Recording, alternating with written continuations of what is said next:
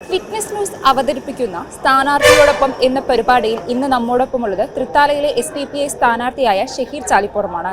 തെരഞ്ഞെടുപ്പുമായി ബന്ധപ്പെട്ട കൂടുതൽ വിശേഷങ്ങൾ നമുക്ക് അദ്ദേഹത്തോട് നേരിട്ട് ചോദിച്ചറിയാം. നമസ്കാരം.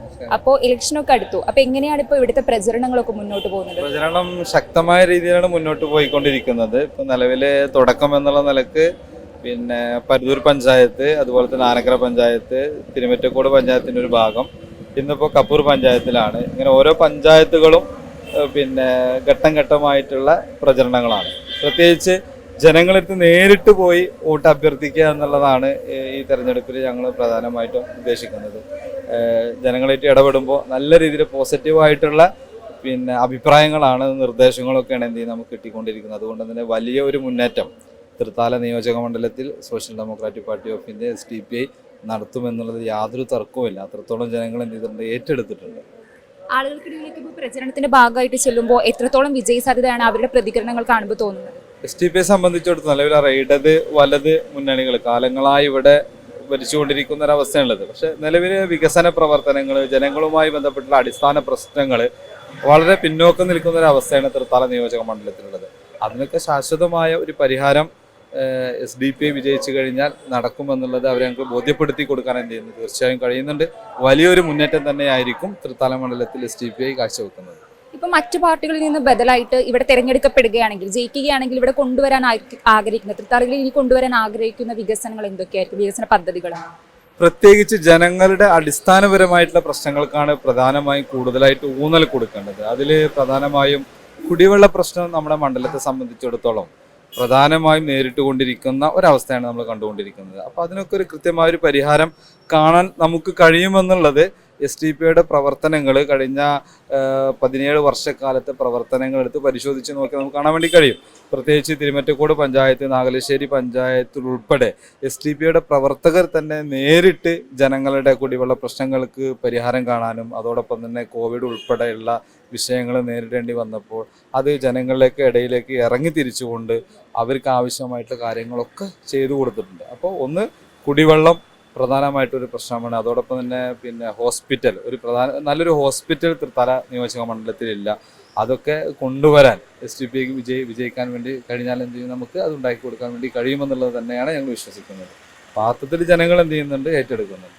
ഓക്കെ. അപ്പോൾ ഇപ്പോൾ തൃത്താലയിൽ മൊത്തത്തിന് മുഴഞ്ഞു കേൾക്കുന്നൊരു ആരോപണമാണ് കോൺഗ്രസ് BJP ഡീൽ നടക്കുന്നുണ്ട് എന്നുള്ളൊരു ആരോപണം. അപ്പോൾ ആ ഒരു ഇതിൽ എന്താണ് ഒരു അഭിപ്രായം, അല്ലെങ്കിൽ എന്താണ് ആ ഒരു ആരോപണത്തെ കുറിച്ച് പറയാനുള്ളത്?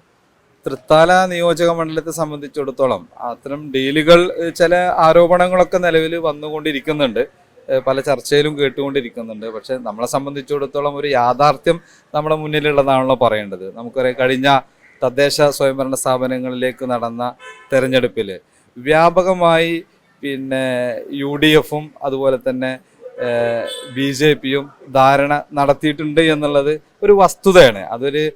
ഒരു പാർട്ടി എന്നുള്ള നിലയ്ക്ക് ഒരു ആരോപണം ഉന്നയിക്കുകയല്ല. നമുക്കറിയാലോ, പ്രത്യേകിച്ച് നമ്മുടെ തൊട്ടടുത്ത പ്രദേശമാണ് കൂനമൂച്ചി, അത് പട്ടിത്തറ പഞ്ചായത്തിലെ തൊഴൂക്കര.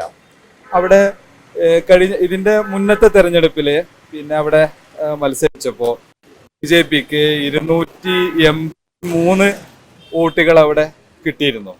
പക്ഷെ അതേ BJPക്ക് ഈ തെരഞ്ഞെടുപ്പിൽ വെറും 97 വോട്ടുകളാണ് ആ വാർഡിൽ കിട്ടിയത്. ബാക്കി 200 വോട്ട് എവിടെ പോയി എന്നുള്ളത് ചോദിക്കുമ്പോൾ, അവിടെ ജയിച്ച UDFന്റെ സ്ഥാനാർത്ഥി മുന്നത്തെ തെരഞ്ഞെടുപ്പിൽ 36 വോട്ടിനാണ് ജയിക്കുന്നത്.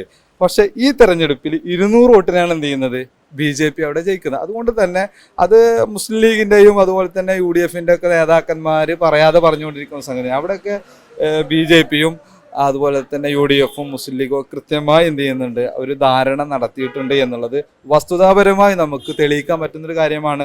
അത് ഇവിടെ എന്നല്ല, പാലക്കാട് ജില്ലയുടെ പ്രസിഡന്റാണ്. പാലക്കാട് ജില്ലയിലെ പല പ്രദേശങ്ങളും, പ്രത്യേകിച്ച് കിഴക്കൻ മേഖലയിലൊക്കെ കൃത്യമായി UDF ചെയ്യുന്നുണ്ട്, BJPയുമായി കൃത്യമായി ധാരണ നടത്തിയിട്ടുണ്ട് എന്നുള്ളത് കൃത്യമായ ബോധ്യത്തിന്റെ അടിസ്ഥാനത്തിൽ, ഇത്തരത്തിലുള്ള തെളിവുകളുടെ അടിസ്ഥാനത്തിൽ നമുക്ക് പറയാൻ വേണ്ടി സാധിക്കും. എന്ന് മാത്രമല്ല, ബോർഡ് തെരഞ്ഞെടുപ്പിൽ BJPക്ക് ബോർഡ് കിട്ടുന്നതിന് വേണ്ടി പ്രത്യേകിച്ച് നെന്മാറ മണ്ഡലത്തിലെ പല പഞ്ചായത്തുകളിലും പരസ്പര ധാരണയോട് കൂടിയിട്ട് UDF മുന്നോട്ട് പോയിട്ടുണ്ട്. അപ്പം അതാണ് നിലവിൽ ഒരു വസ്തുതയാണ് ആ വിഷയത്തിൽ പറയാനുള്ളത്. അപ്പം അതുകൊണ്ട് തന്നെ SDPI ഇവരൊക്കെ ഇടതായാലും വലതായാലും BJP വിരോധം പറയുന്നുണ്ടെങ്കിലും യഥാർത്ഥ ഒരു ബദലായിക്കൊണ്ട് ഫാഷിസ്റ്റ് വിരുദ്ധ പ്രവർത്തനങ്ങളുമായി മുന്നോട്ട് പോകാൻ കഴിയുന്ന ഒരു പാർട്ടി എന്ന നിലക്കാണ് SDPI ഈ തെരഞ്ഞെടുപ്പിനെ നേരിടുന്നത്.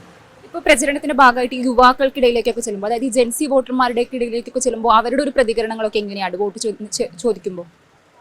പ്രത്യേകിച്ച് യൂത്തിന്റെ ഇടയിലേക്ക് ഇറങ്ങിത്തിരിക്കുമ്പോൾ, പ്രത്യേകിച്ച് ഈ രാഷ്ട്രീയമായ ഒരു താല്പര്യങ്ങളിൽ നിന്ന് അകന്നു നിൽക്കുന്നു എന്ന് പറയപ്പെടുന്നൊരു പല ആളുകളും പറഞ്ഞുകൊണ്ടിരിക്കുന്നത്. പക്ഷേ യഥാർത്ഥത്തിൽ യൂത്ത് നമ്മുടെ രാജ്യത്തിന്റെ നാടിന്റെ വികസനങ്ങളെ കുറിച്ച് കൃത്യമായ കാഴ്ചപ്പാടുള്ള ആളുകളാണ്.